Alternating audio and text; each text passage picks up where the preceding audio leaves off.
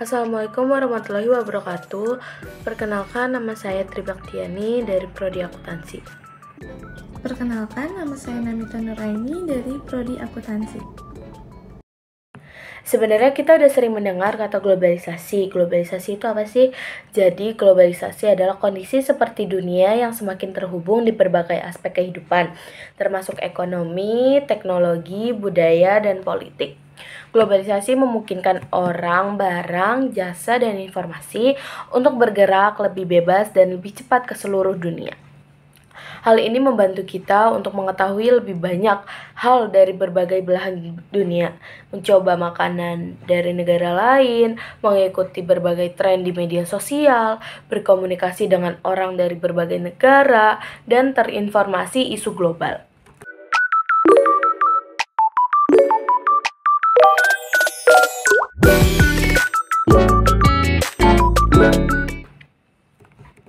Selanjutnya ada faktor penyebab globalisasi. Yang pertama ada perkembangan teknologi. Kemajuan teknologi utamanya internet dan telekomunikasi menjadi pendorong utama globalisasi. Adanya teknologi ini memudahkan pertukaran informasi, ide, dan data secara instan, menghubungkan orang dari berbagai negara dan memfasilitasi adanya kerjasama dan inovasi tingkat global. Yang kedua itu ada hubungan antar negara. Kerjasama antar negara dalam berbagai aspek termasuk bilateral, multilateral, dan internasional juga mendorong proses globalisasi. Misalnya, Indonesia memiliki hubungan bilateral dengan Cina di bidang ekonomi digital. Yang ketiga itu ada kemudahan transportasi. Kemudahan transportasi khususnya udara dan laut membuat barang dan orang dapat dengan cepat bergerak ke seluruh dunia.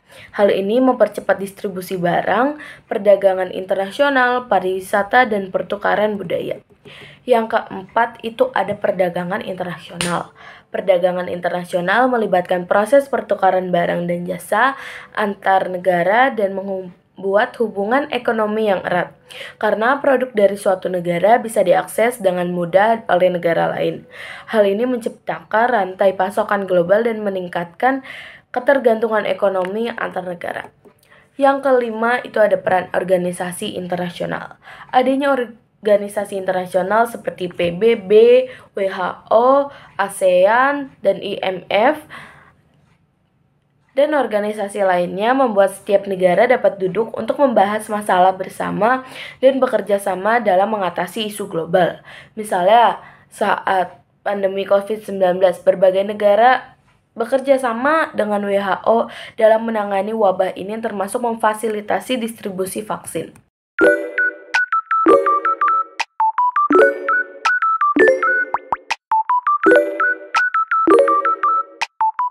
Selanjutnya ada karakteristik globalisasi. Yang pertama itu ada perubahan jarak, ruang, dan waktu. Kemajuan teknologi, transportasi, dan komunikasi seperti memperkecil jarak dan waktu. Pesawat, internet, smartphone memungkinkan orang dan barang untuk bergerak dengan cepat ke seluruh dunia tanpa terhambat batas geografis. Yang kedua itu ada saling ketergantungan di bidang ekonomi. Globalisasi menciptakan ketergantungan ekonomi dan perdagangan antar negara. Negara-negara menjadi saling ketergantungan dalam hal perdagangan, barang, layanan, dan investasi. Perubahan dalam satu ekonomi dapat cepat mempengaruhi ekonomi negara-negara lain, menciptakan keterkaitan ekonomi global yang kompleks. Yang ketiga itu ada meningkatnya interaksi. Penyebaran budaya, pertukaran seni, dan interaksi antar budaya melalui media sosial dan internet menciptakan keberagaman budaya yang lebih terbuka dan dapat diakses oleh siapa aja. Yang keempat itu adalah masalah bersama meningkat. Seiring dengan meningkatnya hubungan global, muncul juga masalah bersama yang membutuhkan kerjasama antar negara. Isu-isu seperti perubahan iklim, pandemi, perdamaian, dan keamanan internasional membutuhkan kolaborasi untuk pemecahannya. Yang kelima itu ada banyaknya perdagangan antar negara. Tidak semua negara memiliki sumber daya yang lengkap. Untuk saling memenuhi kebutuhan dibutuhkan perdagangan antar negara. Proses impor dan ekspor barang pun dilakukan. Misalnya, Indonesia mengekspor kopi ke Malaysia, Jepang, dan Vietnam, tapi Indonesia juga mengimpor BBM dari Malaysia dan Singapura.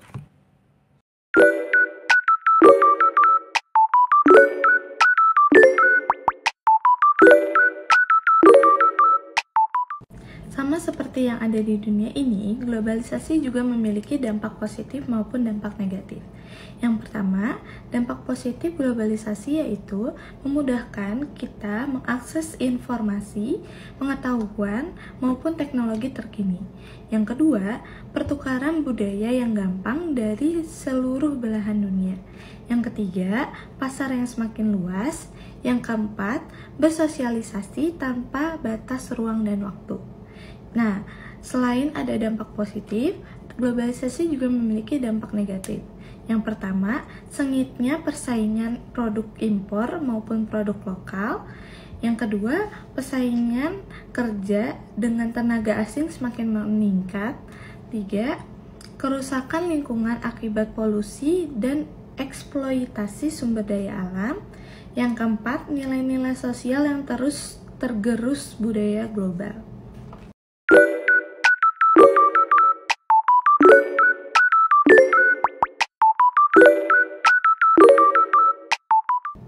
Selanjutnya, aku akan menjelaskan mengenai bentuk globalisasi. Globalisasi mencakup beberapa bidang. Yang pertama ada bidang transportasi, komunikasi, ekonomi, budaya, dan iptek. Nah, pertama aku akan menjelaskan mengenai globalisasi di bidang ekonomi. Globalisasi di bidang ekonomi adalah peningkatan pasar internasional, investasi asing, dan saling ketergantungan ekonomi antar negara. Nah, contohnya itu e-commerce. Kamu bisa beli brand internasional tanpa harus keluar negeri, cukup di rumah aja. Yang kedua, ada globalisasi di bidang komunikasi. Penyebaran informasi berita, hiburan secara cepat melalui media massa, internet, TV, dan media sosial adalah bentuk globalisasi dalam bidang komunikasi. Misalnya dengan media sosial, kamu bisa melihat berbagai berita ataupun kondisi terkini dari negara lain dan berkomunikasi dengan siapapun tanpa terhalang batas geografis. Yang ketiga, ada di bidang iptek. Nah, globalisasi di bidang iptek mencakup pertukaran ilmu pengetahuan, teknologi, dan inovasi di seluruh dunia. Pengembangan iptek di suatu negara bisa dengan cepat diadopsi dengan negara lain. Kolaborasi antar dua negara atau lebih menjadi transfer teknologi juga lebih mudah mempercepat kemajuan dalam disiplin ilmu. Terus yang keempat, ada di bidang transportasi. Nah, berbagai alat transportasi umum baik di udara, darat, laut terus berkembang sehingga memfasilitasi perdagangan internasional, pariwisata, dan distribusi produk. Nah, contoh perkembangan transportasi umum di Indonesia itu ada LRT, MRT, mobil listrik, dan kereta cepat Wush. Nah, yang terakhir itu ada globalisasi di bidang budaya. Nah, penyebaran budaya populer seperti musik, film, fashion itu bersifat global. Nah, misalnya yang ada di Indonesia sekarang tuh marak budaya K-pop. Nah, banyak anak Indonesia, anak-anak muda Indonesia yang menggandrungi budaya K-pop ini. Terus juga ada makanan tradisional Indonesia yang disukai turis mancanegara. Sekian dari kami, kurang lebihnya mohon maaf. Wassalamualaikum warahmatullahi wabarakatuh.